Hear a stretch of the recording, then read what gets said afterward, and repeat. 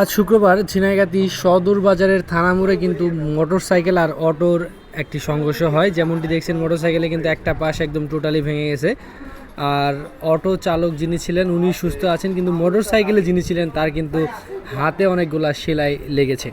আমরা ঘটনাস্থল দেখেছি এবং কি ঘটনাস্থল দেখে যেমনটি শুনেছি মানুষের কাছে, অটো চালক রাস্তায় হুট করে গাড়িটি ঘুরিয়ে ফেলার ফলে মোটরসাইকেল কিন্তু সে নিয়ন্ত্রণ আর করতে পারে নাই, সে কিন্তু একদম সরাসরি অটোর সঙ্গে একটি সংঘর্ষ হয়ে গেছে। ভাই আমি অটো ঘুরাবার দিচ্ছিলাম। ঘোরাবার দিচ্ছিল, পিছনে গাড়ি দেখো নাই? না আমি পিছনে তো না, সামান দিয়ে এসছে গাড়ি। সামন দিয়েছে, তুমি সাইড দিয়ে আইলো, তুমি ঘুরে না দেখে ঘুরে লাগে। সাইড আমি হালকা স্লো হয়ে আসছিলাম গাড়ি, পরে ওই যে রানিং আছে, রানিং এ এখন ওর আমার এটা না গিয়েছে লাগে যায়, এখন ওই ভাই হোন্ডার বিশাল দুঃখ পেয়েছে। বিশাল দুঃখ পাইছে।